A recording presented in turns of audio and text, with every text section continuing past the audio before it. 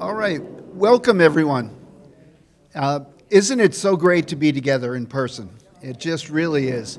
There's still far too many Zoom meetings going on these days, and they have their role, but there's nothing like being in person, being able to see each other in 3 dimensions and talk and get caught up.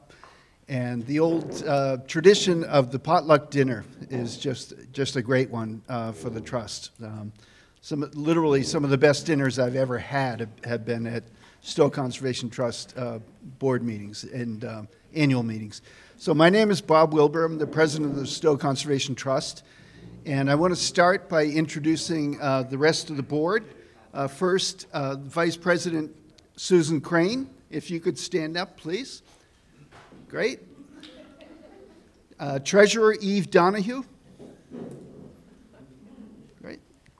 The clerk is not here tonight, unfortunately. Jeff Ritterson is the clerk. Assistant Treasurer Bill Werner. Thank you, Bill. And Tom Porcher. Dick Perkins. Dick is the remaining founder of the Stow Conservation Trust, which is a very significant thing. Janet Moffett. Hey, Janet. Great. Thank you, Janet. Lori Burnett. And last but not least, my neighbor, Alan Fierce. All right, great. Thank you. Oh, John San Germano, pardon me. You know, I had this sneaky feeling that I didn't get all of them, and I should have stuck with that. All right, we are going to start with a land acknowledgement. It is with gratitude and humility that we acknowledge that we are living and gathering on the ancestral homelands of the Nipmuc people, who are the indigenous peoples of this land. We pay honor and respect to their ancestors past and descendants present as we commit to building a more inclusive and equitable space for all.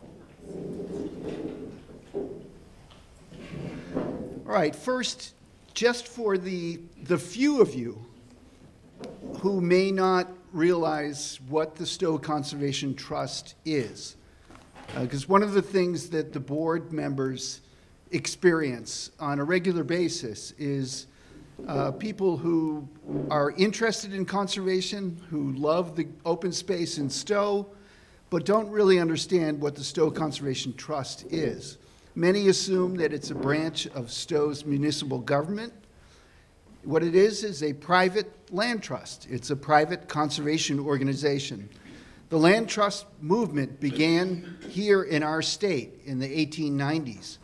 And it's something we should all be really proud of. There are now 1,700 land trusts across the United States, and it's actually become a global movement as well.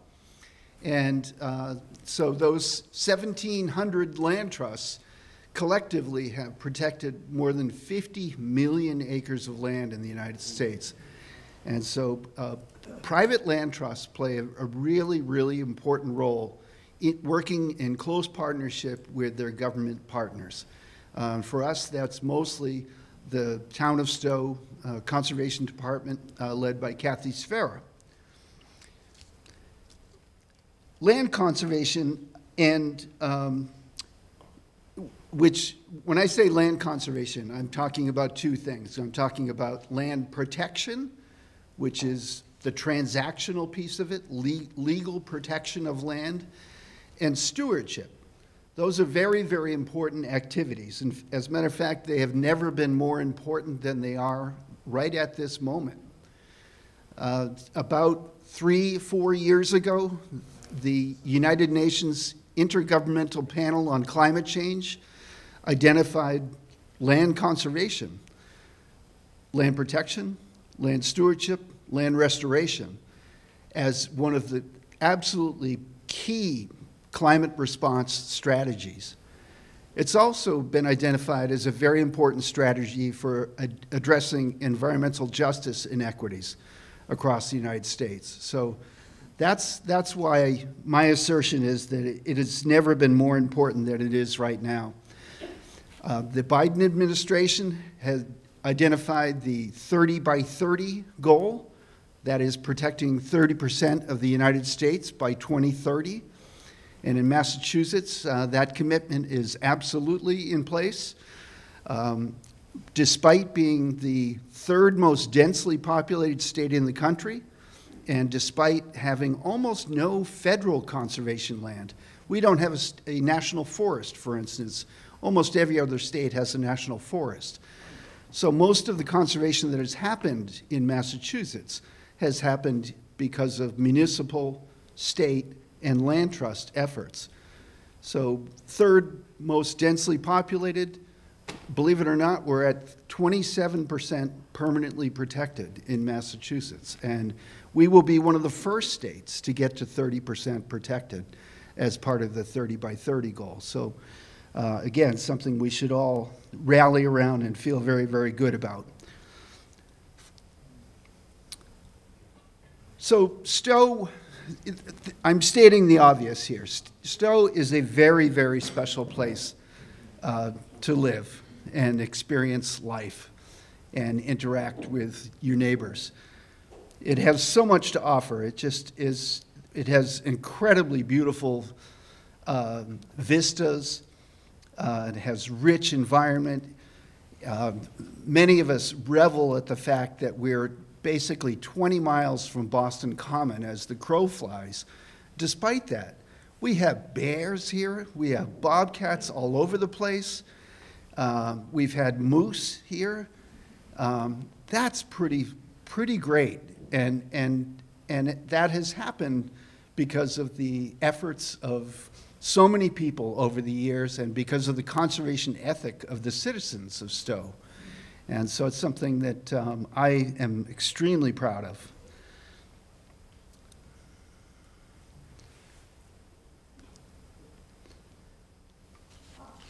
This is a picture of the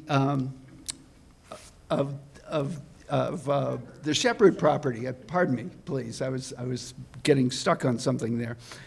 All I had to do was look up and see Nancy, and so that was permanently protected. And thank you very much, Nancy, for your commitment to making that happen. Well, it's a joy to know that it's going to stay like that. Yeah. So I've always thought that Stow is a great combination of special places and special people, and this is a great image of some special people. This was several years ago when we accomplished a very, very important and very tall task of protecting Carver Hill Orchard and Small Farm at the same time. Each of them had a crisis within them, and we accomplished that. One of the people in this photo I want to talk about just a minute, and I also wanted, so that's Cliff Smith and his wife Diane, who's here with us tonight. And last year at this meeting, we acknowledged and appreciated Don Rising, who had passed before the annual meeting last year, and unfortunately Cliff Smith died in January of this year. And so we want to appreciate him and acknowledge him. I will just say, speaking for myself, that I really enjoyed interacting with Cliff. Cliff was a very positive person and a very strategic thinker, and I just loved interacting with him because of that. When we launched the Save Stow's Farms initiative, he got it immediately. He said, "This is great, and we're going to be able to raise the money we need to make this happen." And that total amount was $600,000 that we needed to raise. So that was no small thing. And he was right in the end, of course. And I will always appreciate, and we will all always appreciate and remember Cliff Smith. So rather than a moment of silence, I'm going to suggest that we all give a ovation to appreciate Cliff Smith. So let's do that.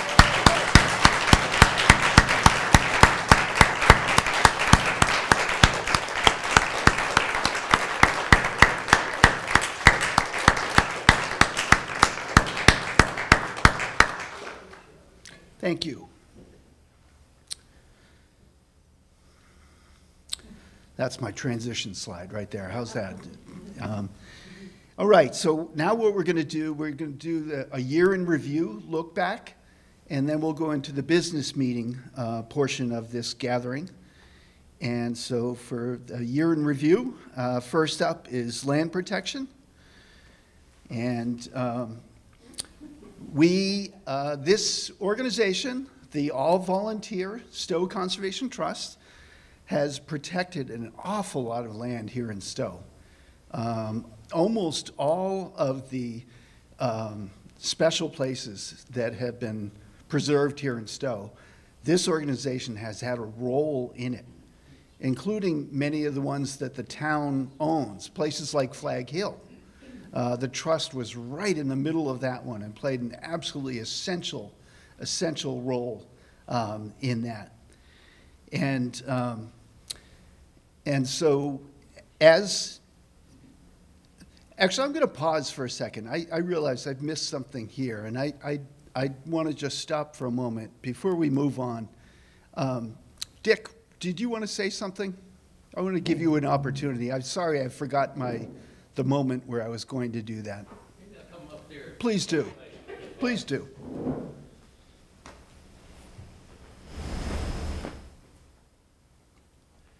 Bob, you had already mentioned that I was the last member of the founders of this trust 46 years ago. And Cliff was one of those key people who was really so helpful in our progress throughout the years. And I'm sure Eve has a special feeling for Cliff because he helped her so much as treasurer, in helping her do that. And as you said, also in getting the Save Stow's farms going and so forth. The thing I also want, this is sort of transitional too, Bob, if I could have another moment. Absolutely. It's kind of emotional for me to think that all of these wonderful people that have made all this happen and so forth have passed along. The original folks are all gone, except me. So I did want to acknowledge that, but at the same time, more importantly, much more importantly, Bob had all of the directors rise, and I am so incredibly impressed with this board. Every person as a board member jumps to and gets things done. It's not a passive board at all. I've been on a lot of boards, and one in particular I remember where the chairman said, your job is to wear a clean white shirt and vote yes. We're not like that. And every one of the directors from Laurie Burnett, who just joined us last year and just jumped right in and is doing a great job, to Bill Werner, who I don't think we've had any request for a volunteer assignment that he hasn't volunteered for. Yes, Tom Porcher just helped finish off the boardwalk and build some beautiful signs. John San Germano, after his retirement, dove into being the stewardship chair and has done a great job. I just heard tonight a couple people grumbling about the town's trails that weren't in too good shape, but our trails are in great shape, and it's all because of John and all the people that work with him. And Eve is such a good financial person. She makes us all feel very comfortable about our financial situation. And Susan and Alan act as our, excuse me, as our legal team, and they both really help us dramatically, both of them having had careers in the law, in our segment of the law, which is great. And Jeff Ritterson, who's not here tonight, has done a really great job as a relatively new board member. His day job is with Audubon, saving the world from that side, and then coming over here in the evening, and he set up a new website for us, which I sure couldn't do. And let me see, who am I missing? Janet. Oh my gosh, how could I miss Janet? Over the years, Janet has been the amazing master of all chores and has led us through many, many wonderful events, and I just can't say enough about Janet's worth to the board and to the trust. She's a stalwart all the way. And of course, Bob is our face to the community and to the world, and we couldn't be happier. He's got so much experience, a long-time professional in the field. So think of this little town's population, and from it we have found these 10 directors who are just dramatically helpful and positive people. You know, I'm so thankful. I just can't imagine a better situation than the Stow Conservation Trust. It's great.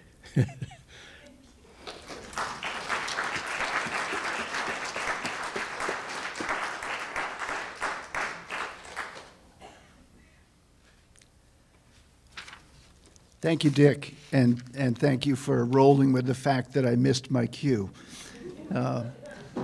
And that was really terrific. It really put an underscore on how special the Stow Conservation Trust is.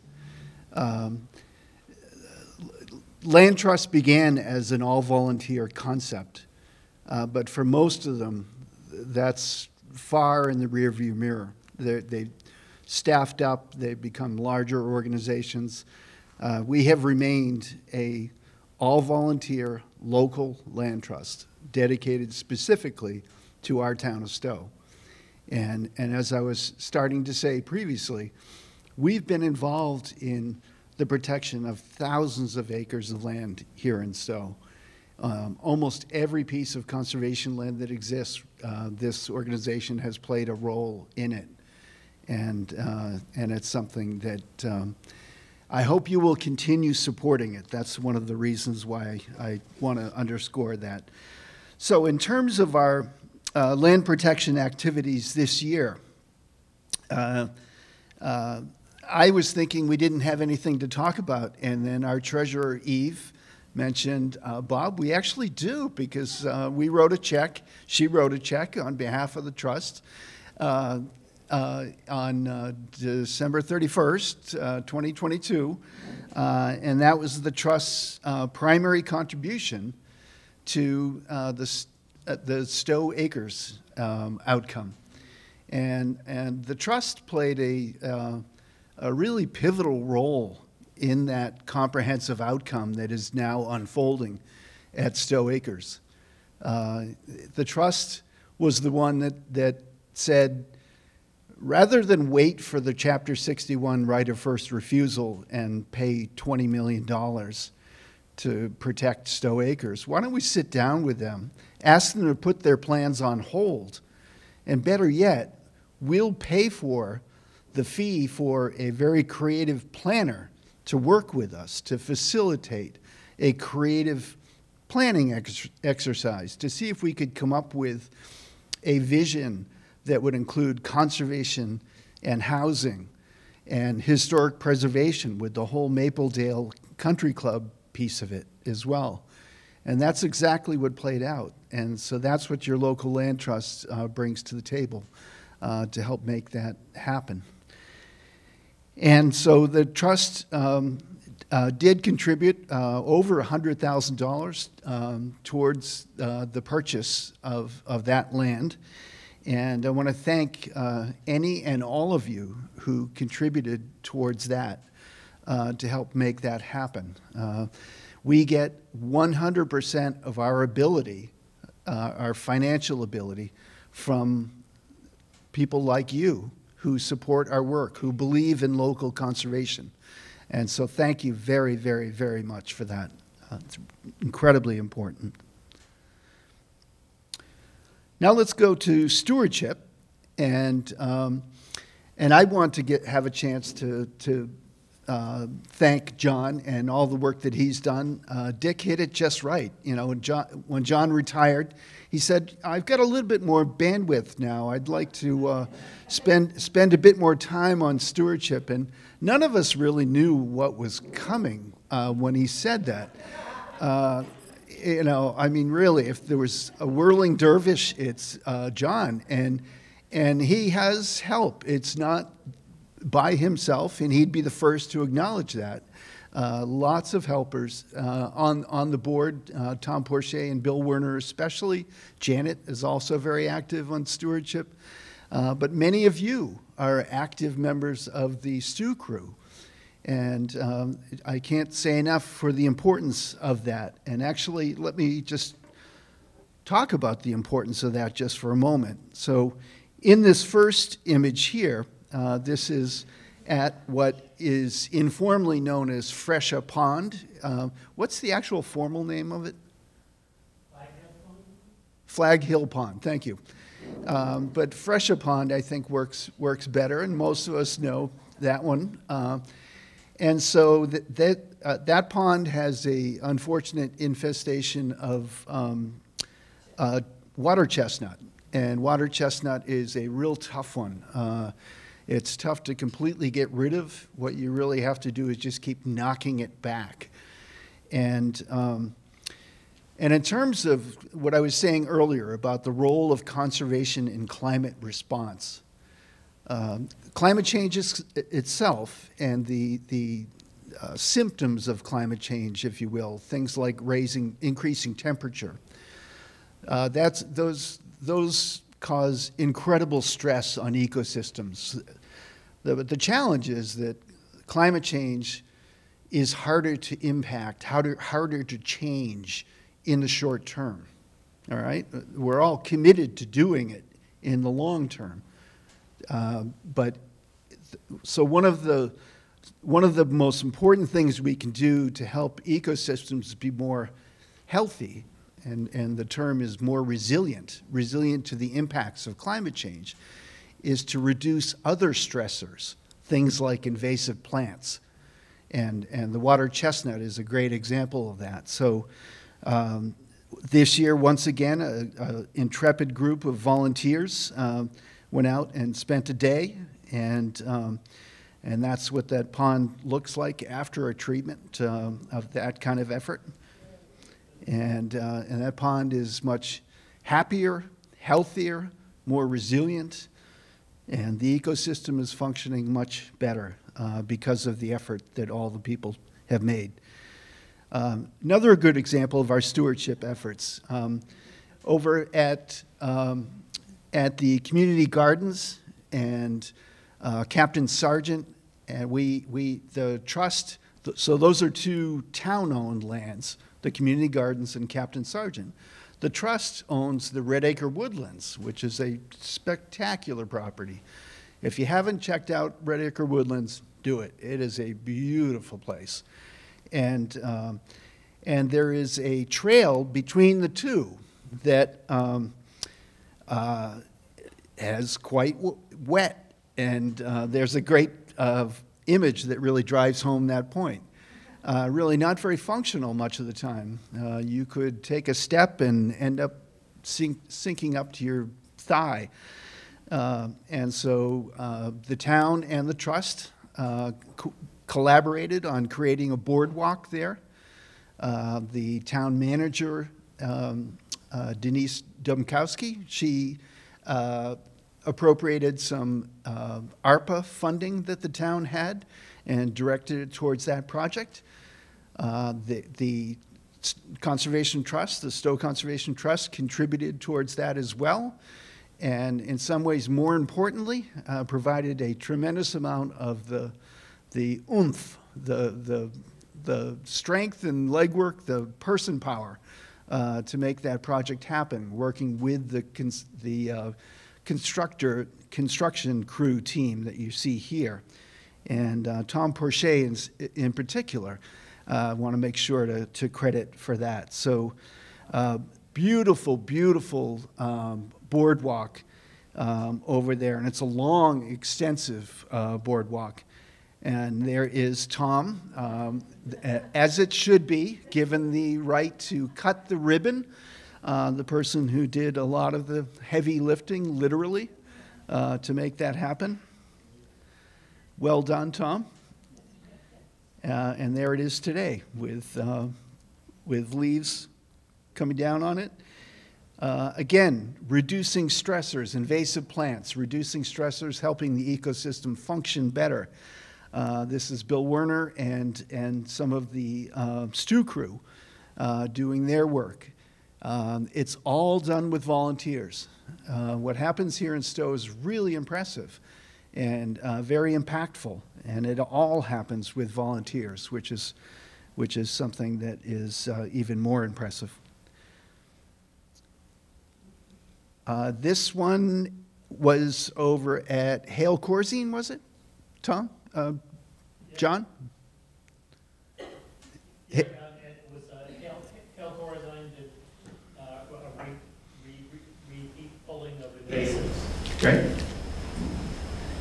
And then just very recently, we placed a bench along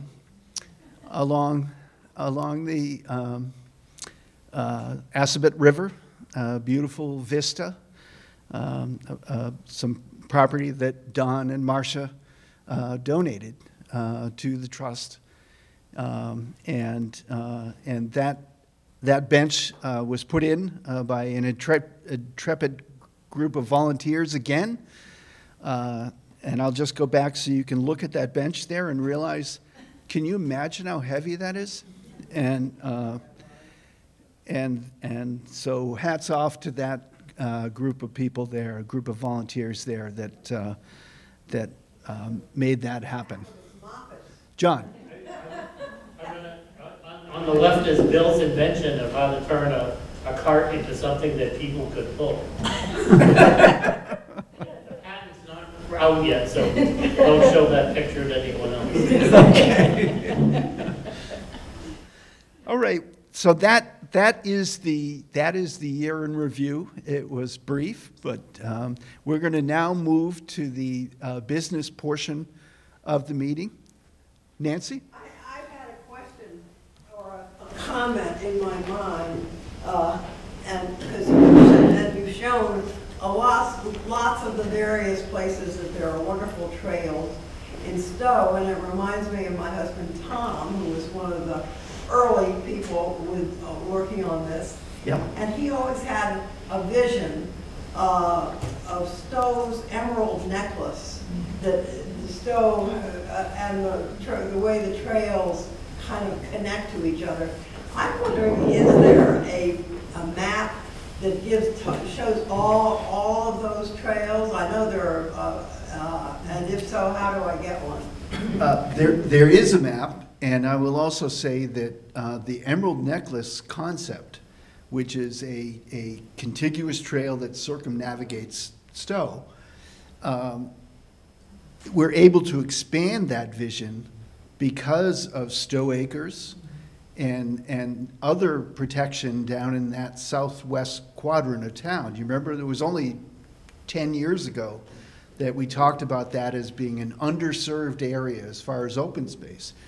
And that changed very quickly with 2 or 3 projects, Stow Acres being the biggest one, of course. But the trails that will be created at Stow Acres will be part of the Emerald Necklace vision. So we will see to it that we send a map your way that shows the existing Emerald Necklace trails, and I'll try to at least put some chicken scratch on it that shows the area around Stow Acres, so you can see that as well. Maybe the Stow Independent could do a little article on the. That's a good idea. Yeah. That's a good idea. I think there are a lot of people that probably have not heard about that concept, especially some of the newcomers to Stow.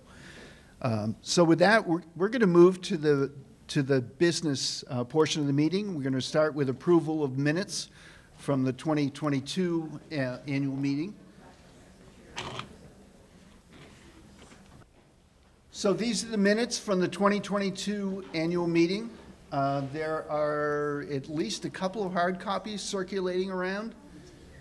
And so does anyone need more time to digest the minutes? Do we have a motion to adopt the minutes? Great. Any further discussion? All in favor? Aye. Any opposed? Any abstentions? Couple of abstentions. Presumably people that weren't attending the meeting last year. That's great. All right, thank you very much. So now we'll go to Eve's financial report. Yep.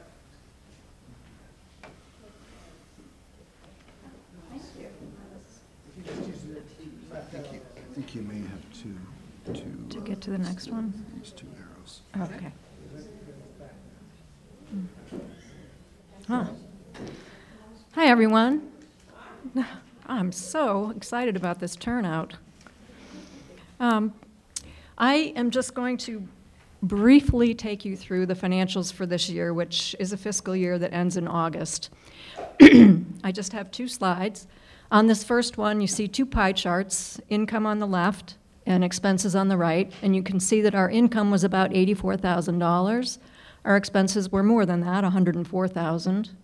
Starting with the income, about 1/3 of our income came in as restricted donations, by which I mean donations that were restricted to a particular project. And as Bob mentioned, the project this year was Stow Acres.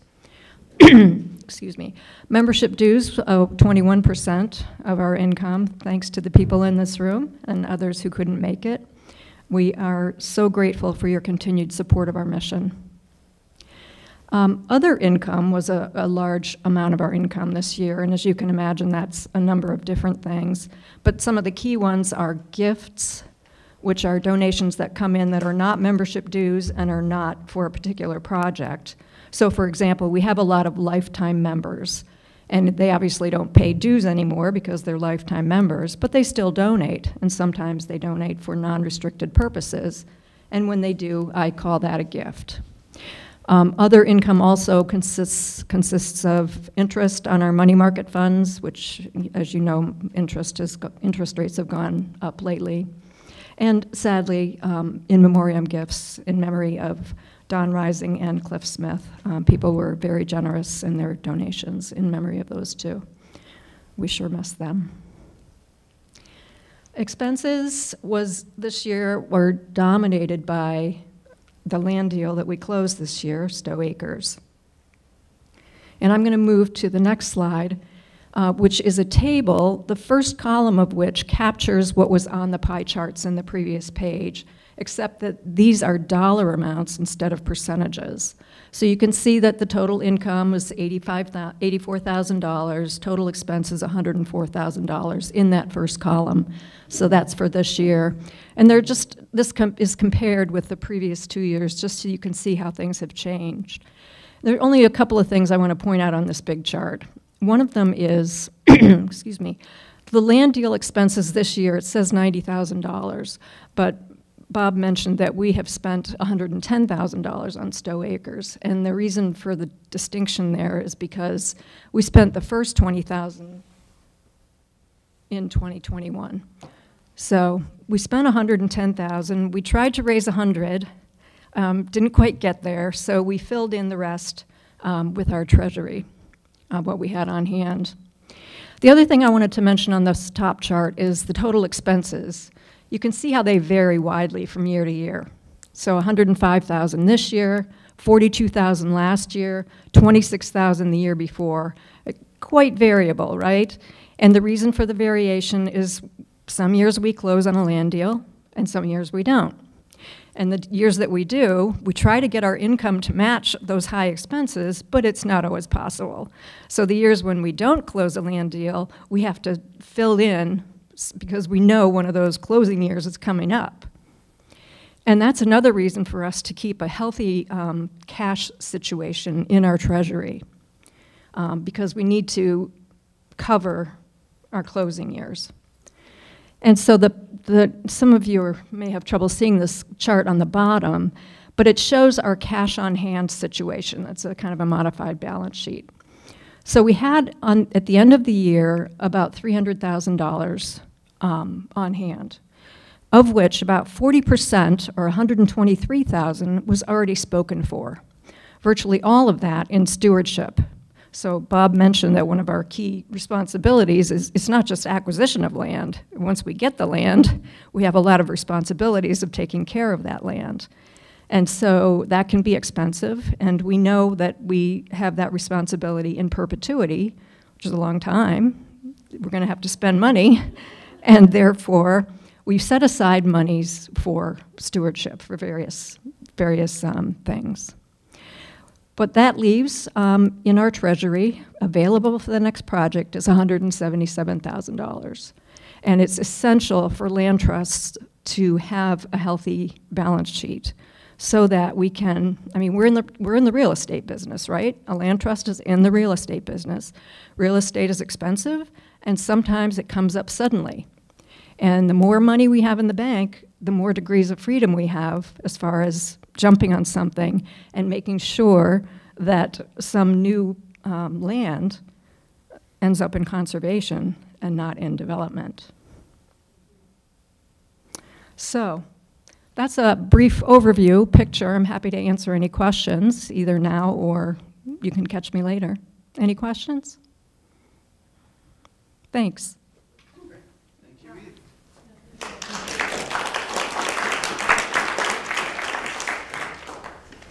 Next, we'll have Susan Crane doing the annual elections.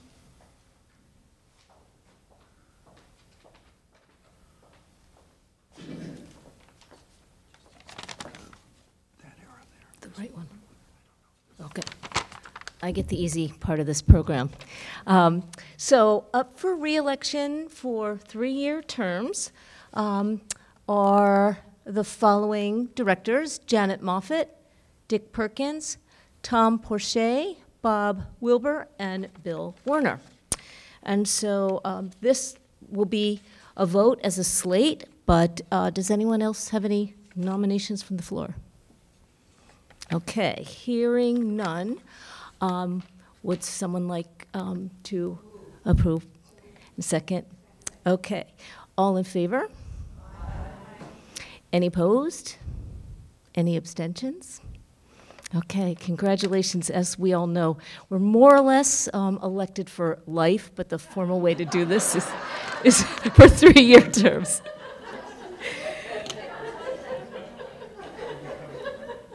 Okay. And now for 1-year terms, so you can kick us out if we're not doing a good job, are the officers for re-election. And this again is as a slate: President Bob Wilbur, Vice President me, Clerk Jeff Ritterson, Treasurer Eve Donahue, and Assistant Treasurer Bill Warner. Does anyone have any other nominations for officers? Okay, hearing none, I would entertain a motion to approve. Second? All in favor? Any opposed? Any abstentions? I told you I had the easy part of this program. Thank you. Thank you, Susan.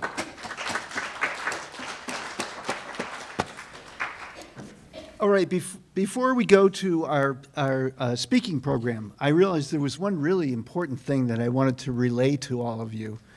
And it has to do with Stow Acres and how much attention it's getting across Massachusetts, our project here in Stow. So I presented a very quick 5-minute update at the Land Trust State Agency retreat. They loved it. A week later, I was asked to speak and present again on Stow Acres at the Southeastern Massachusetts Land Trust Convocation. I presented there. There was more than 100 people. Several days after that, I was asked to come down to Harwich to speak to the Harwich Conservation Trust and affordable housing advocates in that section of the Cape, or on that section of the Cape. And I went down there expecting it would be 15 people around the table and we'd have a nice conversation. It was at a high school and there were 150 people in the audience. This was in the weekday afternoon. And they were fascinated with what we had done, because what they were reacting to is how we seized the initiative. We worked proactively rather than taking a passive role and letting development happen to us, letting it unfold in a way that is unpredictable and with different impacts that you just have to accept and adjust to. We took a much more proactive role and literally worked with the owner and the developer to get the outcome that we most wanted to see. And that was 3 different types of affordable housing being created, smaller units, more energy efficient units on much smaller lots. And so a new model that is less land consumptive. And that's what created the opportunity to preserve 85% of Stow Acres as open space, while at the same time we were creating all of this wonderful affordable housing and more energy efficient housing down there. So I wanted to make sure you all knew that, because you might not be aware of it. It kind of surprised me, the amount of interest. And by the 3rd time that it happened, I realized, boy, you know, this is pretty novel, and people are really interested in this. They want to learn, how did we do it? And could they do that, replicate it in their communities? So with that, wow, great. All right. Our speaker, Arnie, do you want to come up? The title is Stow Green Advisory Committee and Climate Action Plan. Arnie is the town energy manager. He's the chair of the town's Green Advisory Committee. The committee was formed by the town administrator to advise the town on climate, and has the charge to create a climate action plan. He was one of the leads for the Sustainable Stow Working Group set by the former town administrator. Sustainable Stow was removed as a town body when the Green Advisory Committee was formed, but remains as an informal body. With that, let's have a good hand for Arnie Epstein.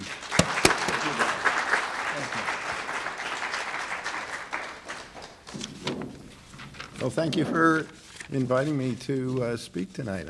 I'm really thrilled, and you know, I feel Stow Conservation Trust is just a phenomenal organization, so I'm really honored to speak with you tonight.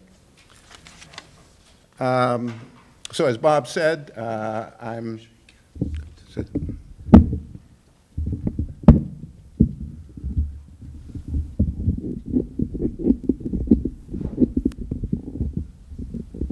Thanks. How's that? I have a couple of positions in town. One is the town's energy manager, but the one that really is I think, the most important, and the one that I spend most of my time on, is as chair of the relatively new Stow Green Advisory Committee and the creation of the Stow Climate Action Plan. Let's see. So I'm not going to speak to you tonight about climate change in general, or the impacts climate change is already having in Stow. I'm assuming as members of the Stow Conservation Trust, you're already more than aware of what's happening and what we need to do to combat this crisis.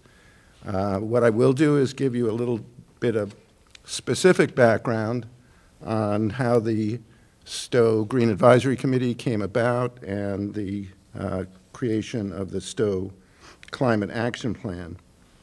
So back in 2021, then Governor Baker signed comprehensive climate legislation known as the Next Generation Roadmap for Massachusetts Climate Policy. It in law requires statewide reductions of greenhouse gas emissions with targets set every 5 years through 2050. And the 2030 target is the one we're going to talk about later in the presentation, and that's what we're focusing on as the Green Advisory Committee here in Stow. One of the longer-term goals, and probably the most important long-term goal for this state legislation, is net zero statewide greenhouse gas emissions by 2050.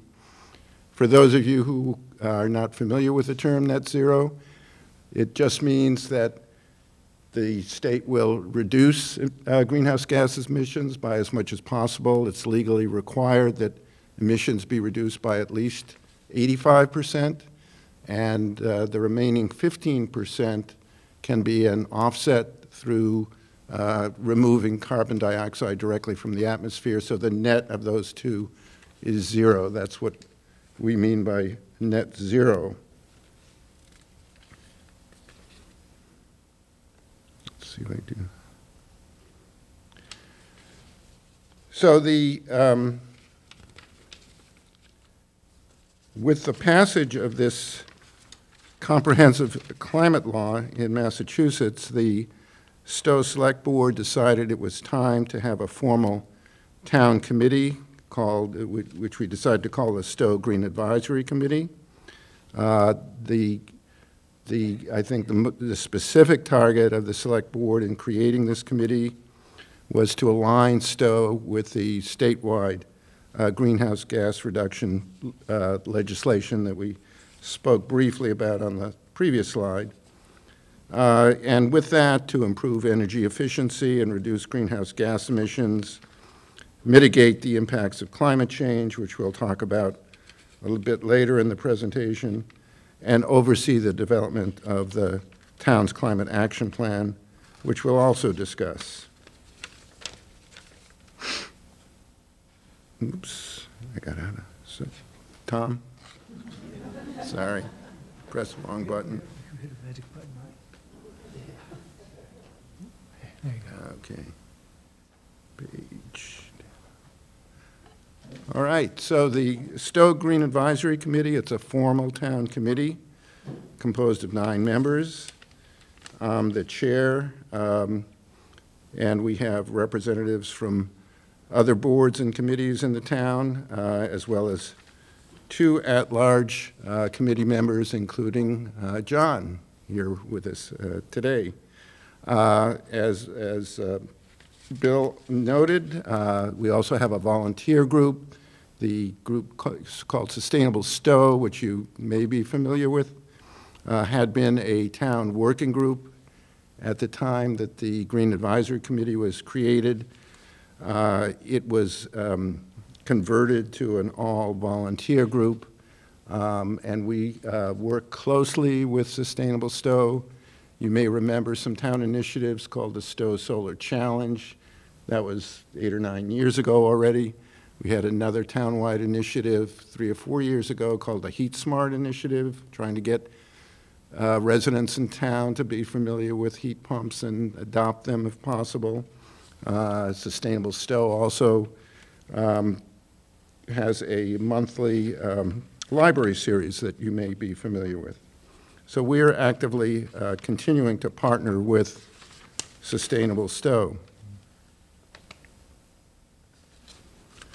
So some of the activities that the Green Advisory Committee has already accomplished. So at Springtown meeting, you may recall that one of the articles, I think, if I remember now, it was Article 61, was the adoption of what was called the Specialized Opt-in Energy Code. That was a energy code that actually was a result of the legislation that I referred to on the first page, where the state was required to create a building energy code, what they called a net zero building energy code. And the result was this opt-in energy code, so towns had the choice of adopting it or not.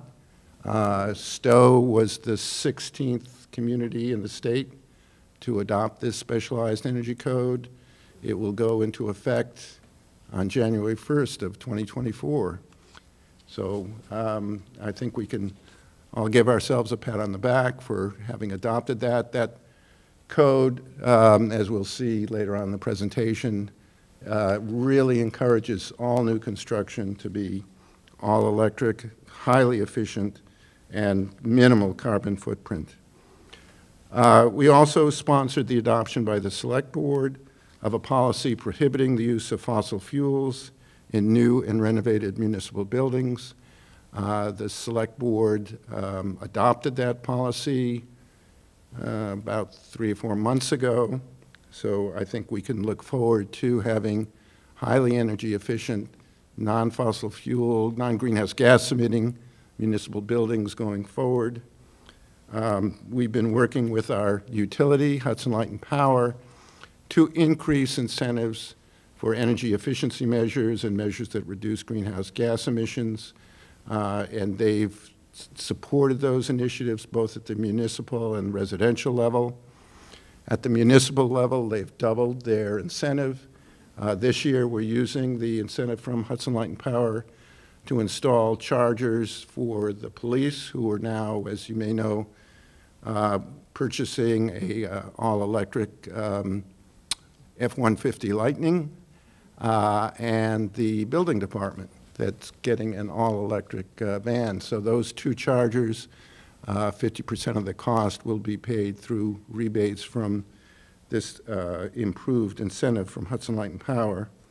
And there are also improved incentives for residents, particularly for heat pumps. So if you haven't looked recently on the Hudson Light and Power website, I encourage you to do so. Their incentives have now increased, and of course there are other incentives from heat pumps at the federal level as well. So we also embarked on a townwide climate survey to just get the pulse of the town on what they felt was important for us to do in a climate action plan. We had over 300 residents participate in that survey, and we're incorporating those results in our climate action plan. We did apply for and receive a grant to help the police purchase a hybrid police cruiser, which is now in service. And we did apply about a month ago for a significant grant from the Green Communities Division of $500,000 to help with the renovation of the of Randall Library. You may know that the building committee at Randall Library, along with a policy that the Select Board adopted, decided to convert Randall Library from a primarily gas-heated building to an all-electric building, and we're very hopeful that we will receive this $500,000 grant to support that renovation.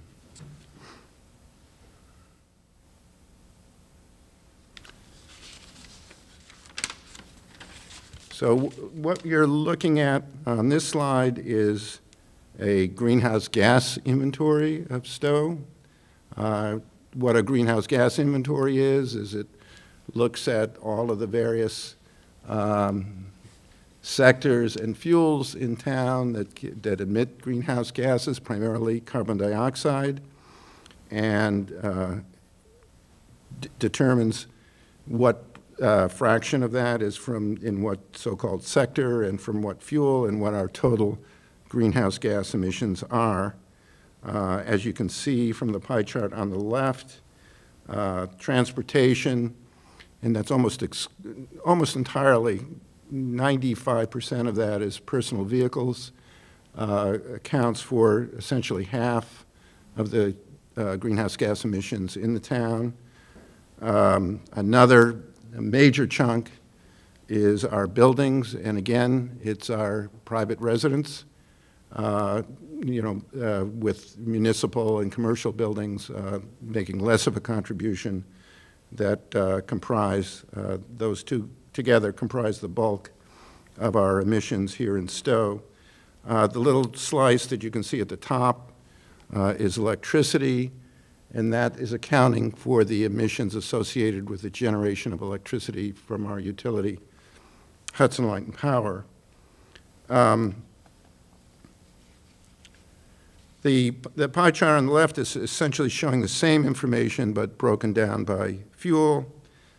You can see on the right gasoline and diesel. Obviously, that's for transportation, and fuel oil and natural gas is primarily for building heating, a little bit of hot water, and some appliances. So I'll pause there if there's any questions on what I mean by a greenhouse gas inventory and what I'm showing on those two pie charts. Yeah. On electricity, Hudson Power is primarily nuclear power. How do you derive the 4%? Is that the fossil fuel component of the total electricity that we're using in town? Correct. So it's, you're right, it's about 75%, Seabrook, a little bit of Middlestone, some hydro, some solar, and about 15% is what's called spot market, and that's just a mix of, what what's called ISO New England can provide Hudson Light and Power when it's needed, and that's where that 4% comes from. Any other questions? Yeah. On the buildings over here, how did you figure out that number, roughly that number? So that came from, we worked with, we had a small grant from this greenhouse gas inventory was done with the support of MAPC, the Massachusetts Area Planning Council, and they have a tool for doing community greenhouse gas initiatives. For the buildings, there is census data for the number of buildings and the heating fuel used in each of those buildings. Heating is, approximately 2/3 of the emissions associated with the given building. Hot water, if you're using fuel oil or natural gas, is most of the rest. We double-checked or tried to cross-check that information on buildings with the assessor's office to see that the breakdown between homes that use fuel oil and homes that use natural gas was more or less correct. I'm more, to tell you that I'm more confident in the transportation data than in the building data. I think the building data is pretty good, but we did find the assessor's office doesn't always keep track of when someone switches, say, from fuel oil to natural gas, as some homeowners have done, or when they switched, in some cases, from either fuel oil or natural gas to a heat pump for all or part of their home. So we think that's pretty good data, but, plus or minus a couple of percent. Any other questions on that? All right. So this is the slide that shows where we were, and one of the things I didn't point out in that previous slide, the data that I showed on the previous slide and that we were working with from MEPC was the latest data that was available at the time we did the inventory, which was 2.5 years ago now. And at that time, the latest data they had was from 2017. So the data that you just saw was data based on the town of Stow in 2017, and that is what we're considering, our baseline against which we're measuring our progress. So on this slide, you'll see that the left-hand bar is the same data that you saw on the previous slide, and the right-hand bar is what our target is for 2030 for those same sectors. And you can see it's a pretty dramatic reduction in greenhouse gas emissions. And how did we derive those targets?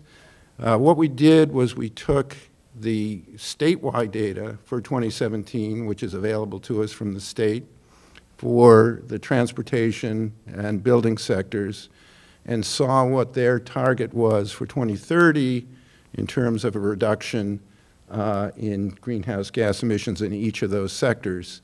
And we took that same percentage reduction from 2017 to 2030 for the building sector and the transportation sector and applied that to our 2017 baseline in Stow and came up with a bar on the right. So that's how those targets were arrived at. As we'll see as we go through the rest of the presentation, this is our 2030 target. It's a very important one. The state 2030 target is actually a 50% reduction in greenhouse gas emissions against their baseline, which is 1990. So we don't have to achieve 50% because we're working from what the state data was in 2017, but still very significant, as you can see in that chart. Could you explain what these numbers over here are? I'm sorry, yeah. So those numbers are megatons of, it's called CO2 equivalent. It's really carbon dioxide. So so what we're seeing there is that total town emissions in 2017, I think the number was approximately, and I think John knows this better than I do, 52 or 53,000 megatons of CO2. And we're trying to achieve a target of about 38,000 in 2030 overall. I don't know if that helps. Yes? It doesn't take into account being an equivalent of nothing? It doesn't. That's a great question. So methane emissions come from leaks in the gas distribution system. We don't have very good data for that for the town of Stow, and Stow is, about 2/3 fuel oil and maybe 20%, 25% natural gas. We also, just, for full disclosure, we didn't have good data for waste in Stow, and there can be some methane emissions there. So essentially, this is entirely carbon dioxide. So the other two major greenhouse gases, methane, as you pointed out, and nitrous oxide, are not included in our inventory, but we believe they make a relatively small contribution in Stow. Other questions on that?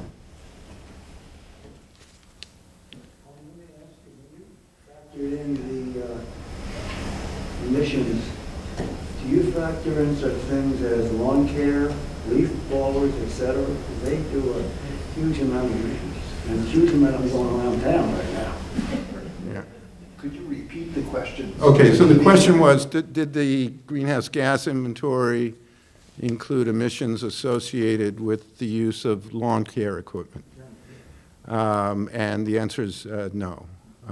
Again, the inventory was as good as we could get it, with the data that we had available to us. We're hopeful that even though that, they're a huge disturbance and noisy, that the actual emissions compared to heating and transportation is relatively small. About 25 times a gallon of gas in the lawnmower versus the car. Pollution. 25 times per gallon? Or? I believe it's very efficient, something like that. Okay, well, Very high. we could be off, but we just did not.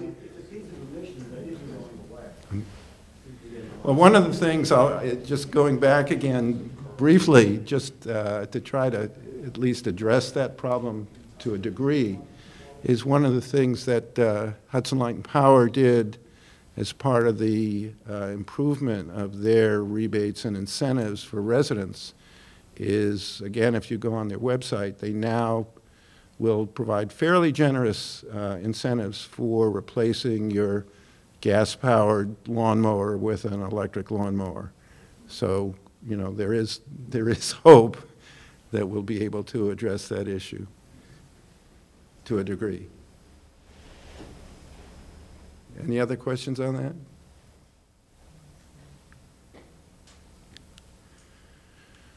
Okay, so now we come to a couple of sentences about what we mean by a climate action plan. I think that you can read them for yourselves. I just want to point out that there's really two components to the climate action plan.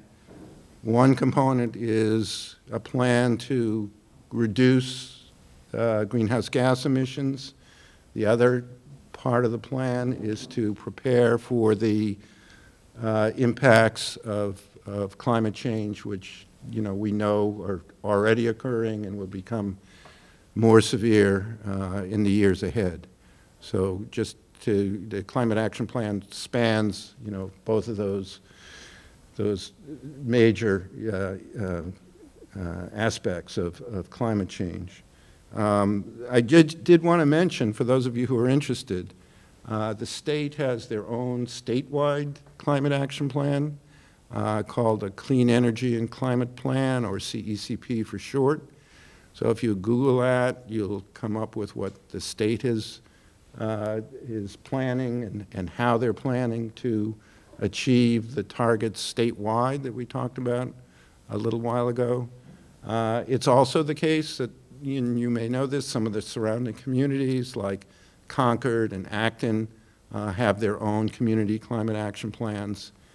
So we are not the first, but we'll be, one of the let's say leaders in getting a climate action plan for our community. So any questions on that slide? Okay.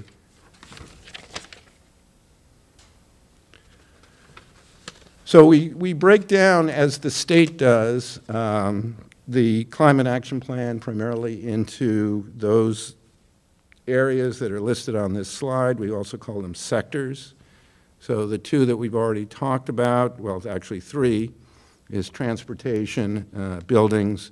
When we talk about energy, we're talking primarily about electricity, and natural solutions is a major component, as you might imagine, and we'll speak to that a little bit later in the Stow Climate Action Plan, as it is for the state as a whole. And resilience refers to our ability to adapt to the inevitable changes that we're already seeing from climate change. So what are the primary strategies, just very quickly, for achieving the targets for 2030 and beyond in Stow? And this really applies to the state as a whole. In this slide, I just boiled it down to two. One is often called electrification, and that just means switching from the use of fossil fuels to clean electricity for vehicle transportation and for building, heating, and hot water. We've touched on those before in the presentation. We'll speak to them a little bit more at the end of the presentation.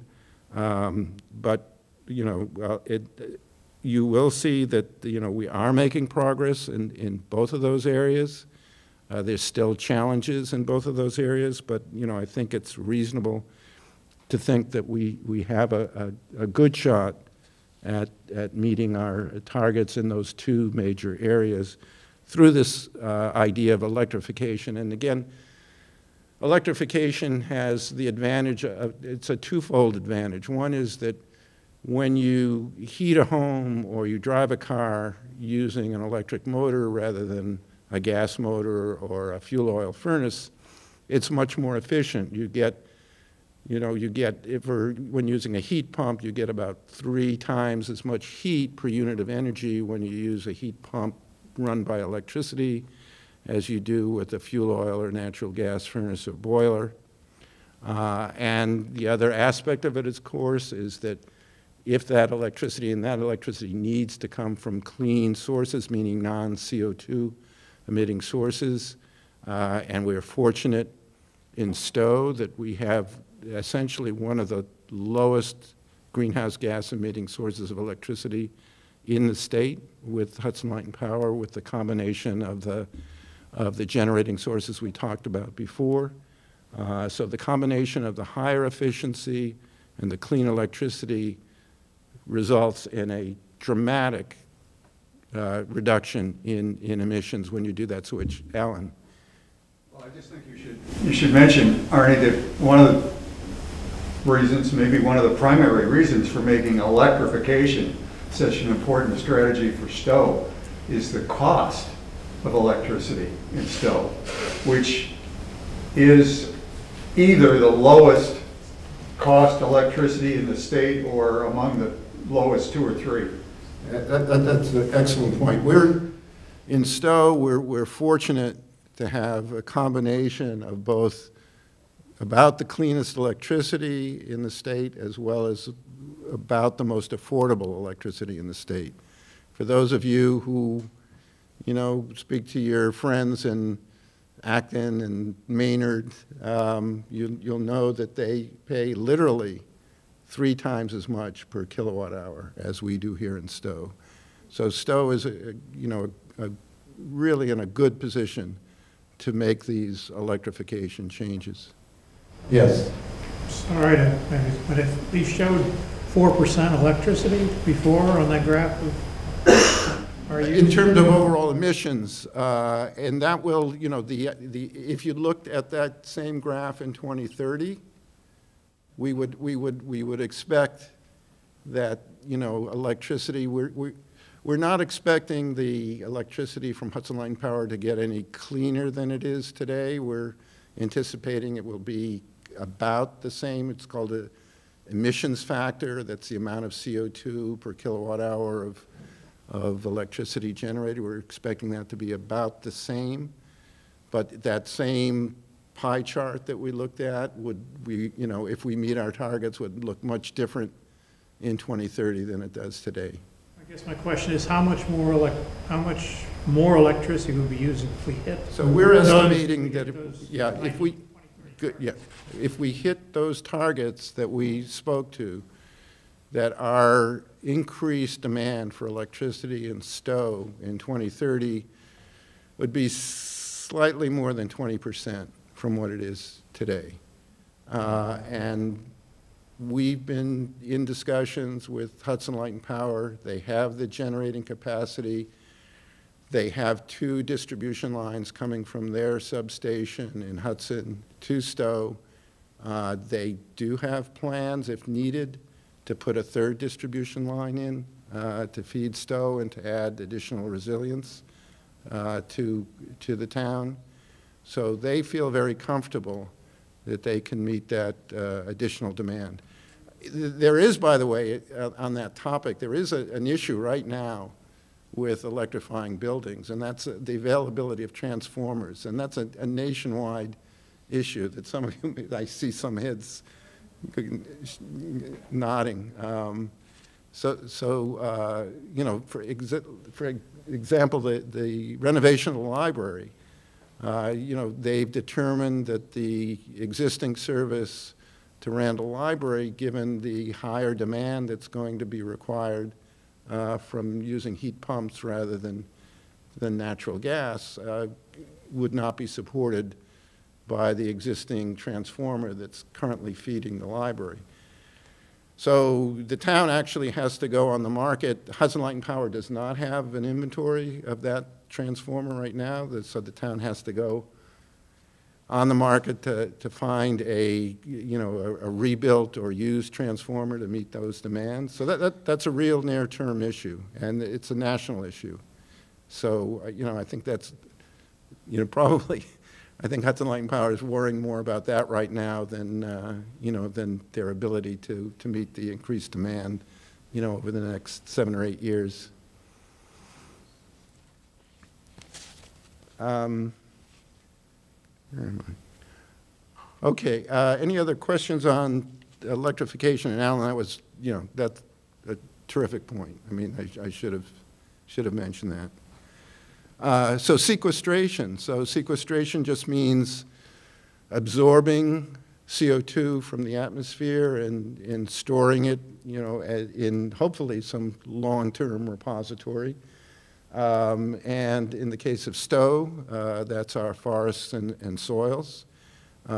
John has been working on a model for the amount of sequestration that we have from our existing forest cover in Stow.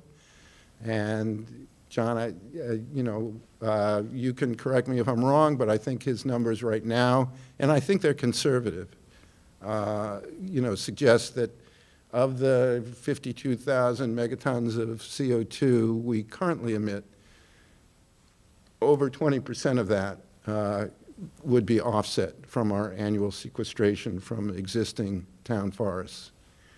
So obviously, if we're going to meet those 2030 targets and that 2050 target, where, most people who look at the ability to reduce emissions, they're so-called difficult to electrify sectors.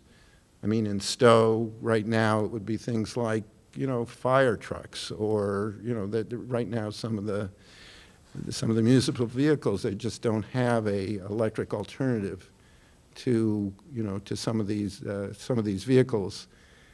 Maybe they will be in 10 or 15 years, but there are what's called difficult to electrify sectors, and it may just be too costly. So the belief is that, as I said at the beginning of the presentation, that we can reduce emissions dramatically, but we can't reduce them entirely.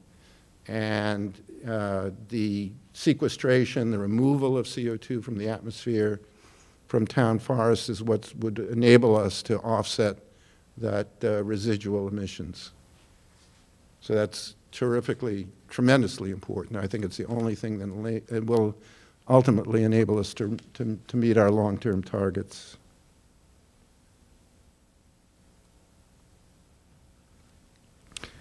So how are we doing so far? So in vehicles, the RMV recently put up a really good website, if you haven't seen it, and it can drill down to an individual community and tell you how many registered vehicles of what type there are in each community. And it goes back to 2020. So I looked at the January 2020 data for Stow versus the January 2023 data from Stow. And you can see that there's been a very significant increase in the percent of registered vehicles in Stow that are either hybrid, all-electric, or plug-in hybrid. It's gone from not much more than 5% to almost 8.5% in 3 years. So that curve it's not a linear curve. It's almost an exponential curve. So our general target is in 2030 to have somewhere about 19 to 20% of registered vehicles in Stow be either all-electric or plug-in hybrids. I think that's a reasonable target given where we are today. In the building sector, with the passage of the Specialized Energy Code, with our very affordable electric rates, as we talked about, we anticipate that essentially all new construction in Stow going forward will be all electric. We certainly think and hope that will be the case for the Stow Acres development and the Athens Lane development. The biggest challenge I see for Stow is the retrofit of our existing homes. We did have this Heat Smart initiative a couple years ago. We did get interest in the sense that I think it was on the order of 200 Stow residents asked the installer that we had selected for the initiative to come and look at their home and look at what it would take to do either a partial or total retrofit of their homes from fuel oil or gas to a heat pump. You know, out of those 200, we had about 50 who actually did do the retrofit. So we don't have exact numbers for the number of residents of homes in Stow that currently are either entirely or partially using heat pumps for heating. We think that number is around 150. Given that we have, you know, 2,100 or so households in Stow, and to meet our 2030 targets, we think on the order of 1,000 homes need to either partially or entirely use heat pumps for heating. You know, we have a challenge ahead of us to meet that goal. So I view that as our biggest challenge to meet our 2030 targets here in Stow, and probably statewide as well. In the natural solutions area that we talked about, you know, it's just couldn't be more important that we maintain existing forested lands. I mean, as I mentioned, I mean, for all of the other reasons that you're aware of, but also for sequestration, we're not going to get there without it. Yes? What do you mean by maintaining forest land? Well, I guess what I mean by it is that we don't convert it from, you know, forest land to a development or commercial use, or there may be a better definition of maintenance than that, Bill. When I talked earlier about land protection, and I mentioned legal mechanisms to remove the potential of land being converted, developed into development. I guess I'm learning more the maintenance of our forests. What do we do with it? Oh, okay. I think, John, you can probably speak to that. Because there's a question of managed land, I think is the term that's often used, versus just leaving it alone. I think maybe that is... Managed undergrowth and deer, and you've got invasive species. And the second two are taking over the first one, from what I can see in my work. There's a lot of controversy about what the appropriate approach is to manage land for carbon sequestration. There are a number of folks who are, you know, experts in the field who feel that by, you know, selectively harvesting, you know, certain tree species and allowing others to grow, you will improve the net carbon sequestration from a particular forested area. There are other equally knowledgeable folks who say the best thing to do is just let it be. I know John's been looking into that.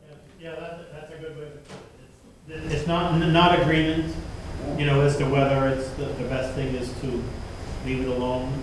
I mean, big old trees store a lot of carbon, but they're not as active in exchanging oxygen and carbon dioxide. So as a balance, it's a good thinking topic, as opposed to here's the way you ought to do it. I will be exact, I will ask for advice. The deer issue is one, there's no understory left in our town parks. So earlier when I was talking about the important work that the volunteer stewards do, especially on invasive plants, and I mentioned that those represent an additional stressor in addition to the impacts of climate change itself. That work is so important to keep the forest healthy and resilient. Most of us know what bittersweet looks like and what it can do. Bittersweet plant can take down a 40-foot tall tree or an entire forest. And so that work is so important to keep the forest healthy and providing those ecosystem services that are incredibly important in the context of climate change. Deer, you're absolutely right.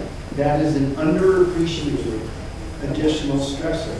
And I am very much in favor of, I think that the Stow Conservation Trust will be looking very seriously at taking measures to reduce deer populations. We have about, because the eastern timber wolf is long gone, the eastern mountain lion is long gone. Those were the two primary predators for deer. There are no more predators for deer, essentially. And that's, we have 20 times more than the natural carrying capacity of deer in Stow. And that's why we have no more understorage. And if we let it go, our forest will end up like the forests in southern Connecticut. And they're known by biologists and ecologists as biological wastelands. There's no biodiversity there left. They're essentially dead zones, and that's what we will end up with. So I'm really glad you raised it, Don. You're absolutely right. That's a hugely important And the big thing is, the hunting is declining rapidly. Because there's not many newer hunters coming on, young folks. It's really, the old geezers are dying out and the young more hunters. Yeah. Anyway. All right, Arnie? Yep. I got a question about the forest land. Now, currently, we've got our forested land, and it's sequestering CO2 right now. And am I correct that basically what you want to do by 2030 is sort of maintain the forest to continue to remove that much CO2? Or are you talking about enhancing the forest to remove more CO2 by 2030? Well, I think ideally we would like to both enhance and increase the amount of forested land. Increase it? We're relying to a degree on the Conservation Commission's open space plan in looking at that. And, you know, their goal is to maintain it. If you read their open space plan, which I recommend if you haven't, you know, they say, you pass through Stow, it looks bucolic, idyllic, you know, forested. But, you know, and I think the number is like 70% of Stow is forested land, but of that 70%, only, what is it, 30% is actually protected? A little more. About 30, yeah. So the goal is to, you know, to keep that land that is forested but not protected, keep that forested. Yeah. I just wanted to say that Stow Acres, one of the goals of it is to enhance climate resilience, which would be more forested areas, potentially doing additional projects to enhance the amount of carbon that's sequestered in as they restore the wetlands. Absolutely. Yeah. Yes. So I see a little dilemma that I'm facing when it comes to forested land. Just looking at my small property, which has lots of trees on it. But I also have solar panels, and some of those trees are getting too tall now. So, and it's the white pines that are the problem. So, you know, I'm trying to figure out, okay, do I take all those white pines down or do I make it worse by doing that? So. Yeah, no, it's a statewide issue. I had to make a decision, you know, back at the time we did the Stow Solar Challenge for my own house about whether to take down the pines in the front of the house to be able to unshade my roof and put solar panels. You know, at the end of the day, we left the trees standing. It's a difficult decision.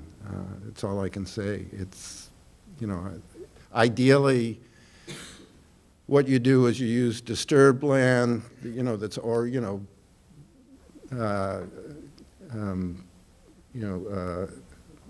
old, you know, like there's a 6.5 megawatt utility scale solar installation on the border of Hudson and Stow, which used to be our old landfill.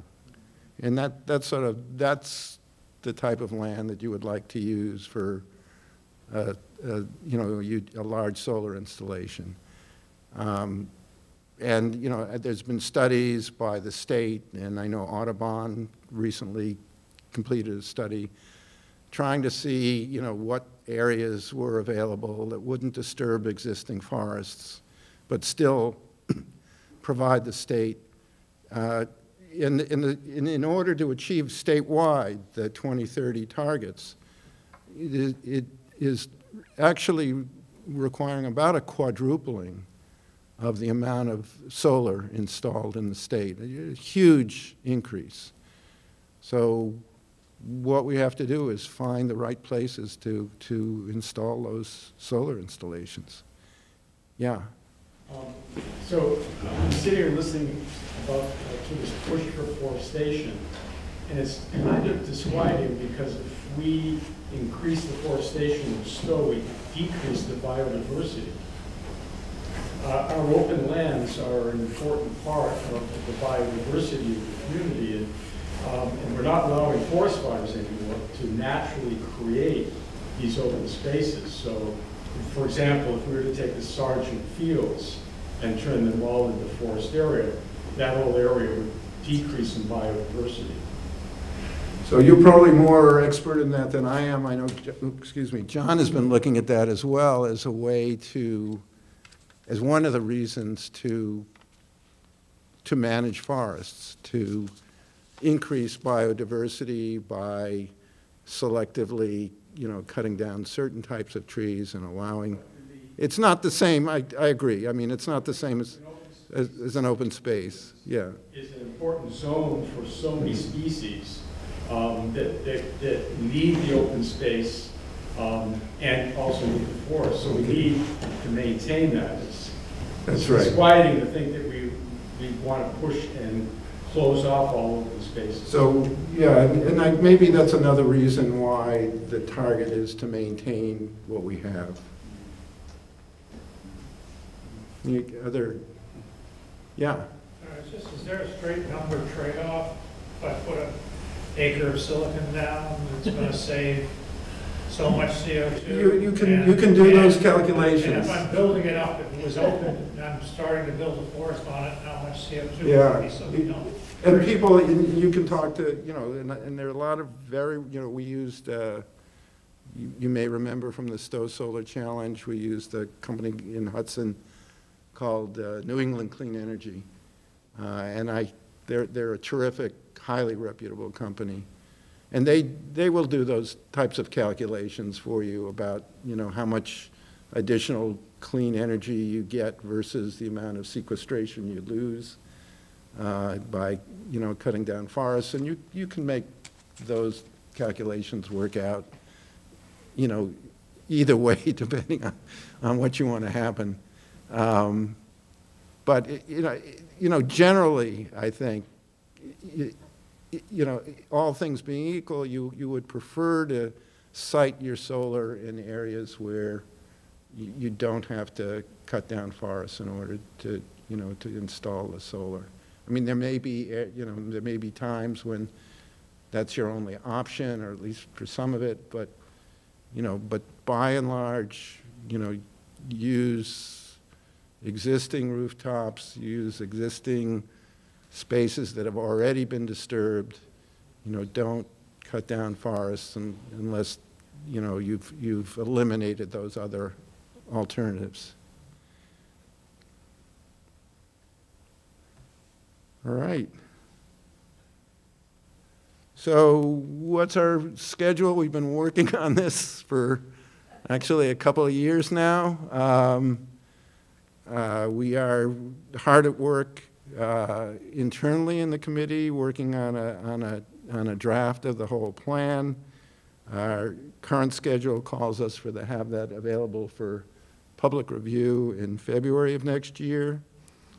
We have a graphics designer which we're hiring to make the plan more accessible. So our target is to have that finished and get the input from public and other town boards and committees, incorporate that into the draft plan, have it, the graphics designer work on it, and have it approved by the select board and available as a published document in May of next year. So that's it. Thank you for listening.